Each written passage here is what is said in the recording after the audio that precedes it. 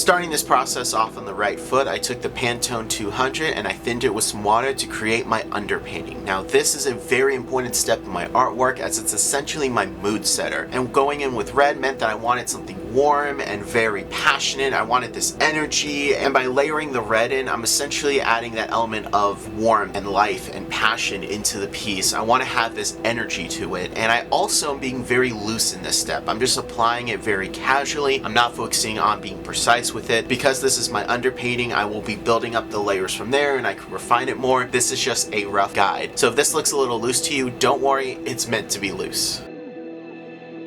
After the underpainting layer was done, the next step in my process was to go in and do the line art. Now I was originally going to do this with the Pantone black ink in my dip pen, but I quickly learned that on watercolor paper, this ink feathers quite a lot actually. After trying to fix and clean it up, I thought, you know what, I can just go in with a brush and I shouldn't have those issues, but guess what? I still did. There's something about this ink that it really does not like heavily textured paper like watercolor paper, so the feathering just got worse and worse. I figured this is not good and I need to change up strategies very quickly. So you're probably wondering, how do you fix mistakes in ink, especially with line art? Well, the trick is to be clever. I took a paper towel while the ink was still wet, applied some water to it, and I just started to pull and smear the ink. Now, I know that I can't fully erase the ink, but what I'm going to do is add ink to my paper towel and start smearing ink onto it as if it's part of the underpainting. Since it's in the early stages of being worked on, this technique works to blend in and cover any mistakes. And then when I go in to do the full line art, I can essentially hide those crimes by accentuating what I want the viewer to see, and what I don't want you to see gets pulled into the background. Luckily for me, I do the line art before I do the coloring, so I'm able to hide and adjust my plan as needed if I run into issues like this. Since using this ink with a dip pen and a brush was going to be a no-go for this project on this paper, I decided to switch gears and do the line art with my trusty old Tombow Funanuski. I already knew that not only would it work well on this paper, but luckily we did a test to see if this ink would cause smearing or issues with this ink in our testing, and luckily it didn't. The Tombow Funanuski is great because it has a plastic flexible nib that mimics a dip pen very closely. I am thinking about the line width in this piece, where I want the lines to be thick and thin, how I want them to accentuate the mass of the character, how I want the viewer to read the piece. So I'm thinking about all these things as I'm doing that. Essentially, a good guide is to imagine where your light source is, and everything that is away from your light source will be thicker, and everything that's towards your light source will be thinner. Now that is extremely simplified, and I will be doing more dedicated inking tutorials talking about this process more in depth. These are just some of the things that go through the mind of an inker when they're working on stuff.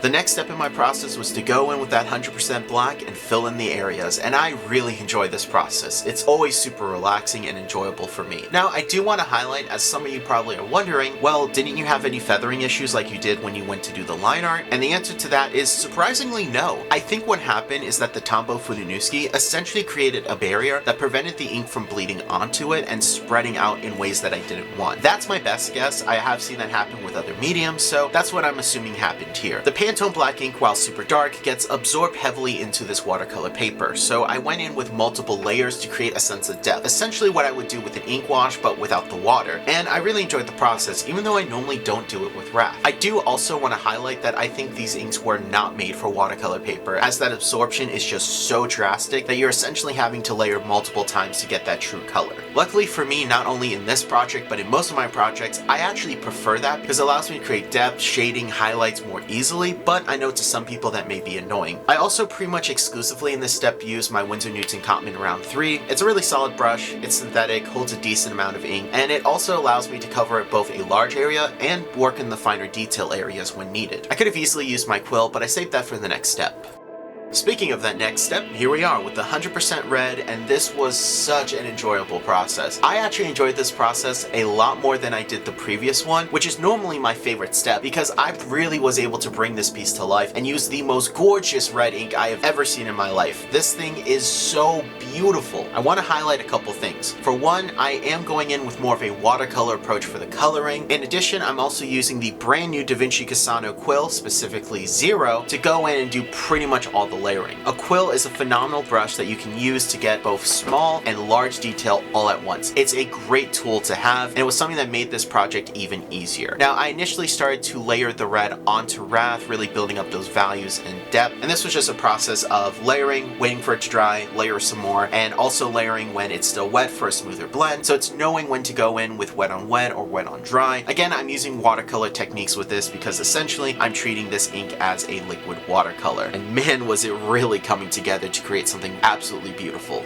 Speaking of beautiful, I wanted more vibrancy and contrast in my sky, so I decided to take this beautiful shade of FW blue ink and apply it to my background. Now, something I want to highlight is, yes, I do know that blue and red mixed to make purple. That was intentional. I like to illustrate the Wrath series with purple skies. Using the Pantone and the FW ink back to back definitely revealed a couple things. I don't want you to think that I'm saying that the Pantone inks are opaque. They are semi-opaque, but compared to the FWs, they definitely feel a lot more opaque. Now, something else I want to highlight while I'm working on the background is I'm not just only using a brush, I'm also using some paper towels. This allows for ink to settle more naturally in a way that looks just more visually appealing. It doesn't feel as artificial as it can with a brush. I also didn't just use a blue ink. I decided to go in with a purple ink to add a little bit more pizzazz to everything. And you could really see that blending technique that I'm talking about here with that paper towel. After everything dried, the last step was to go in with my Presto correction pen, and I added a bolt of lightning to really sell the flow and energy of everything. This was super fun to do. Added a brightness and contrast that really accentuated the piece.